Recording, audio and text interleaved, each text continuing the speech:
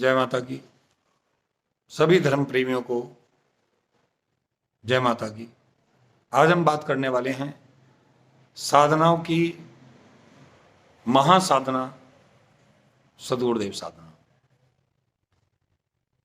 सद्गुरुदेव साधना एक ऐसी साधना है जिस साधना को करके, जिस कृपा को पाकर, जिस शक्ति को पाकर जीव अपने आप में पूर्ण हो जाता है। क्योंकि गुरु के बिना कोई भी सत्ता, कोई भी शक्ति, कोई भी मंत्र यदि आपने जागृत कर भी लिया, यदि आपने उसकी थोड़ी बहुत एनर्जी, थोड़ी चेतनता आपने प्राप्त कर भी ली, तो वो विनाशकारी है, वो आपको फलदायी नहीं है। सदगुरु एक ऐसी सत्ता है जगत में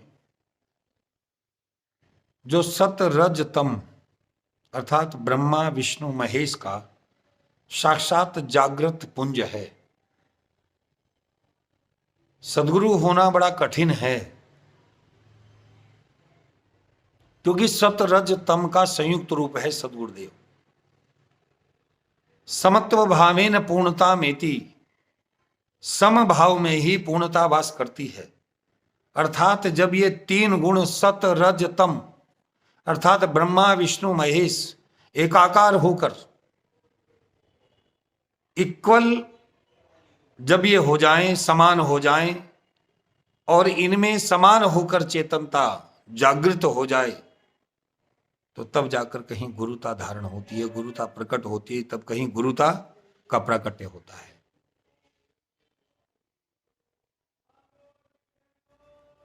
तो इसलिए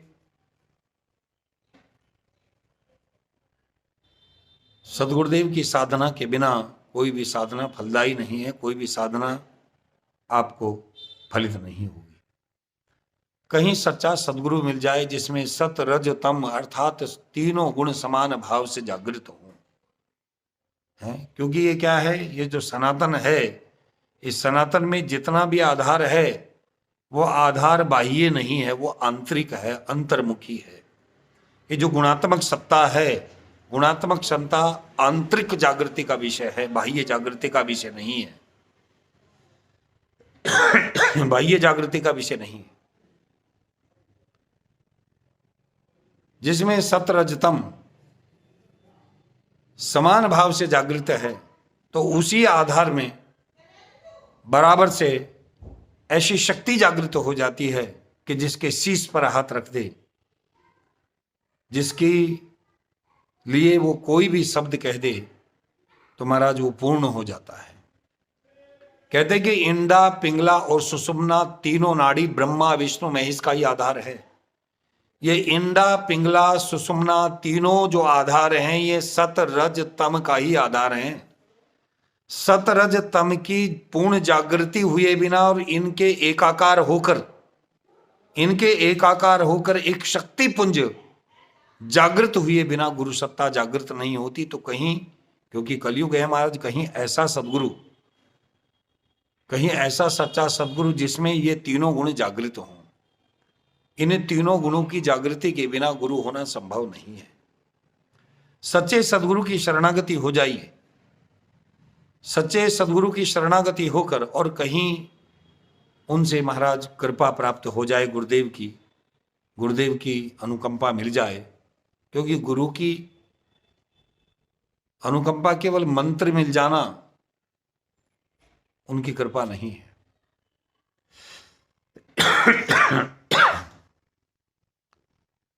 केवल उनकी कृपा मिल जाना अनुकंपा नहीं है।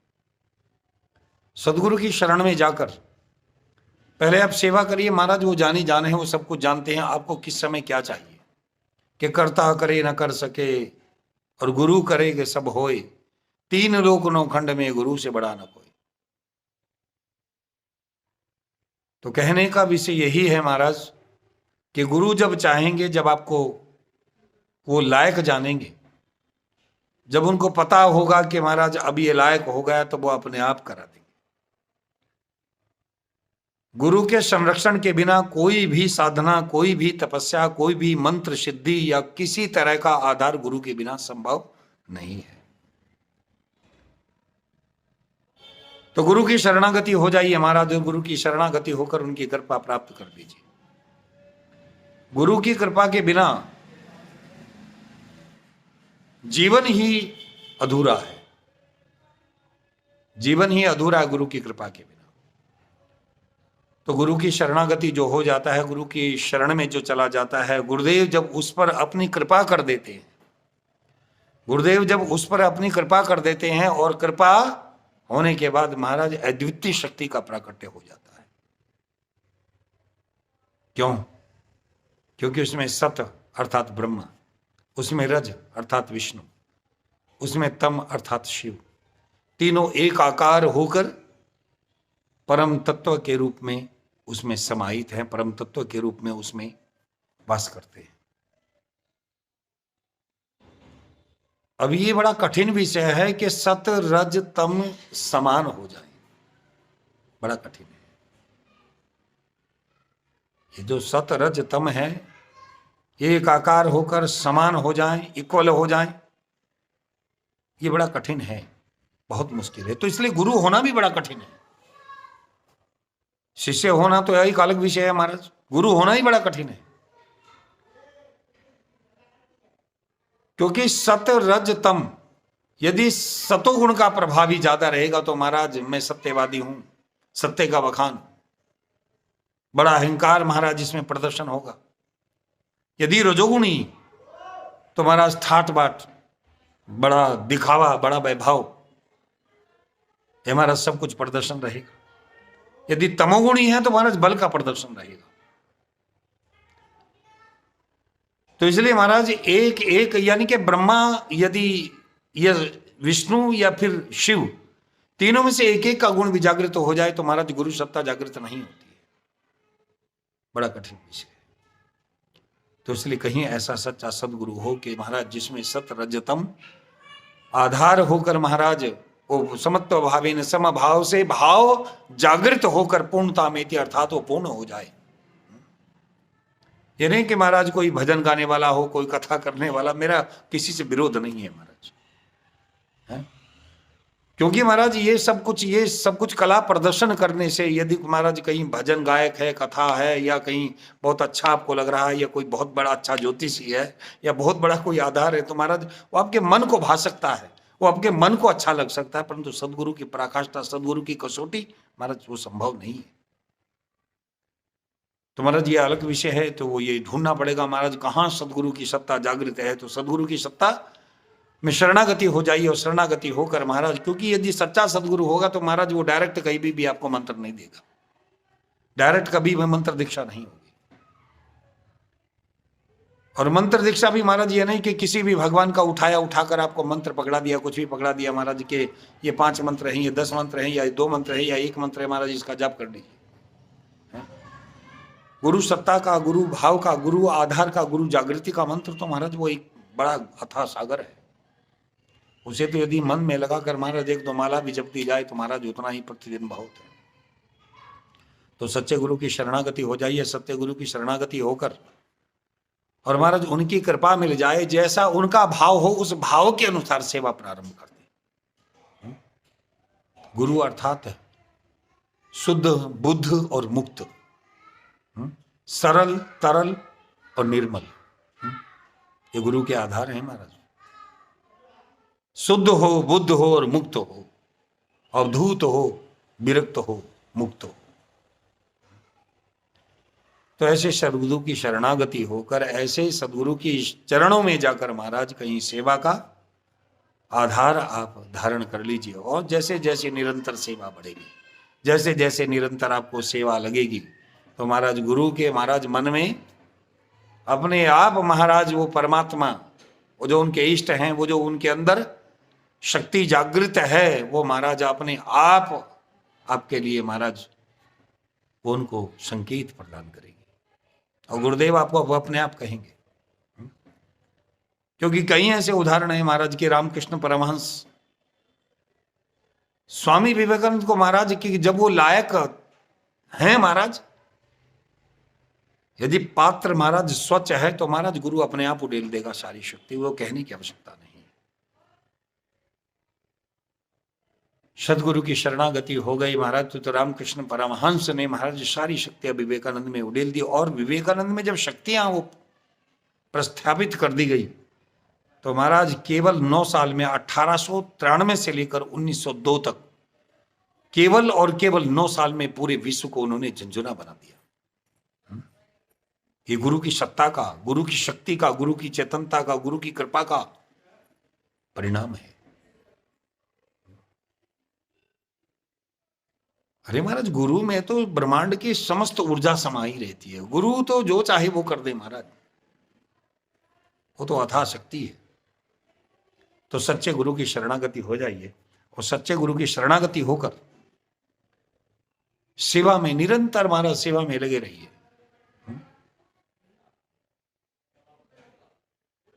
कहा है ना कि महाराज मौज में यदि आ जाए फकीर है वो तो महाराज है, यदि मौज में आ जाए तो महाराज वो दरिया को कतरा कर देता है और कतरे से दरिया बहा देता है। वो ऐसा आधार है गुरु सत्ता का। तो गुरु की शरणागति हो जाइए महाराज। और गुरु की शरणागति होकर और जब वो आपको मंत्र दीक्षा कर दें, आप पर कृपा कर दें, आपकी सेवा से प्रसन्न हो जाएं और आपको मंत्र दीक्षा हो जाए और आपको वो, क्योंकि जो जन्म जन्म से उन्होंने भजा है, तपा है, जो अपनी चेतन ऊर्जा उन्होंने जागृत की है, उसी ऊर्जा में से वो एक पुंज जरा सा उठाकर महाराज आपकी आत्मा में जब लगा देते हैं, आपकी आत्मा में प्रतिस्थापित कर देते हैं, इसी को दीक्षा कहते हैं, इसी को नामदान कहते हैं। और जब ये अवस्था आपको प्राप्त हो जाए, ये शक्ति आपको प्राप्त हो जाए, तो गुरु की शरणागति होकर महाराज गुरु से प्रार्थना करें कि गुरुदेव मैं गुरु को जागृत करना चाहता हूं, मैं गुरु सत्ता को जागृत करना चाहता हूं। तो महाराज गुरु सत्ता को जागृत करने का आधार गुरुदेव स्वयं आपको बताएंगे। तो उसमें करना क्या है महाराज? जो भी आपका गुरु मंत्र गुरुदेव ने दिया है, उस गुरु मंत्र को आप महाराज चेतन करने के लिए, उसको जागृत करने के लिए, क्योंकि कहते हैं कि गुरु मंत्र या गुरु सत्ता आपके पास यदि जागृत अवस्था में है, जागृत हो गई, तो आपको संसार की समस्त संपत्तियां, समस्त वैभव, समस्त सुख, समस्त मान सम्मान आपको मिल जाएगा। चलिए अब बताते हैं कि महाराज कैसे गुरु की साधना आपको करनी है, कैसे आपको गुरु की साधना करनी है। और उस आधार में गुरु की शरणागति होकर मंत्र की प्राप्ति हो गई। और मंत्र की प्राप्ति होने के बाद में एक महाराज आपको कहीं अपने एक कमरे में, यदि आप घर में करना चाहें तो घर में करें, एक कमरा ऐसा हो कि साफ स्वच्छ हो, उसमें किसी का ज्यादा आना जाना ना हो महाराज। एक चौकी, एक बाजोट लगा लीजिए कि बाजोट और चौकी लगाकर महाराज उस चौकी पर महाराज सदगुरु हो तो उनकी प्रतिमा रख दीजिए, नहीं तो महाराज शिव की एक प्रतिमा रख दीजिए, क्योंकि जगत के मूल गुरु शिव ही हैं। शिव तत्व ही मूल गुरु है जगत का। पार्वती ने महाराज नारद को गुरु बनाया और ऋषि मुनियों ने आप उपहास कर दिया मां का। नारद ने जो दीक्षा दी, नारद ने जो मंत्र दिया, उसे जप कर पार्वती ने शिव को प्राप्त कर लिया। बस गुरु होने का यही अर्थ है महाराज, यही शिष्य होने का अर्थ है। जब उपहास कर दिया, अर्थात शिव जब वर्ण करके पार्वती को कैलाश ले गई और कैलाश में पार्वती पूछती है कि मैंने भगवान कोई गलती कर दी क्या नारद को गुरु बनाकर? कह कि क्या हुआ? शिव ने पूछा कि जितने भी ऋषि मुनि हैं महाराज, उन ऋषि मुनियों ने मेरा उपहास कर दिया कि नारद को आपने गुरु बना दिया। वो 2.5 घड़ी से ज्यादा एक जगह पर स्थिर नहीं रह सकते। इस लोक से उस लोक में महाराज वो घूम भ्रमण करते रहते हैं। तो शिव क्या कहते हैं महाराज? गुरु सूत्र में मतलब लगभग 1600 श्लोक हैं। तो शिव कहते हैं कि अहम गुरु सर्वभूतानि यस्य, यानी कि सभी पंचभूतों में जन्म लेने वाले सभी जीवों का गुरु मैं ही हूं, मेरे अतिरिक्त तो कोई गुरु नहीं है।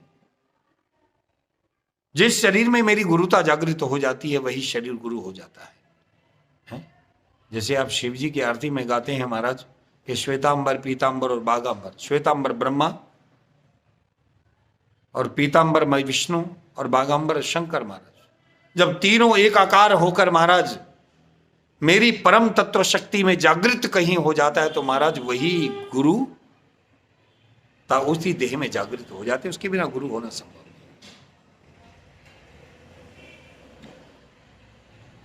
तो ये बाजोट एक चौकी ले लीजिए, उस चौकी पर महाराज पीला वस्त्र बिछा लीजिए, एक पीला वस्त्र आपको डालना है, पीला वस्त्र डाल दीजिए, भगवा वस्त्र आप वहां पर, और महाराज कोई गुरु की आपके पास प्रतिमा, गुरु जी की प्रतिमा रखिए, एक जो है, या नहीं गुरु की प्रतिमा है तो आप शिव जी की कोई प्रतिमा रख लीजिए, और शिव जी की प्रतिमा रख लीजिए महाराज। शिव जी की प्रतिमा रखकर उस पर महाराज देसी घी का आप दीपक जलाइए, महाराज देसी घी का एक दीपक आप जलाइए वहां पर, और देसी घी का दीपक जलाकर वहां पर महाराज आप जो है थोड़ा सा चावल की 3 ढेरी बना लीजिए, और चावल की 3 ढेरी बनाकर, या रंगे हुए चावल हो हल्दी में, पीले हों या भगवा हों, और उसी के ऊपर महाराज आप जो है 3 दीपक रख दें देसी घी के बनाकर। क्योंकि 3 दीपक इसलिए रखने हैं कि महाराज वो त्रिगुणात्मक सत्ता है, 3 गुणों की सत्ता है गुरुदेव, सत रज तम जिसमें वास करते हैं। और महाराज लौंग 2 लौंग का जोड़ा, एक इलायची, एक बतासा आप वहां पर रख दीजिए, या कोई मिष्ठान जो भी आप रखना चाहें वो रख दीजिए। और सबसे सर्वप्रथम आपको महाराज गणपति का ओम गंग गणपति नमः इस मंत्र की एक माला कर लीजिए, ओम नमः शिवाय इस मंत्र की एक माला कर लीजिए।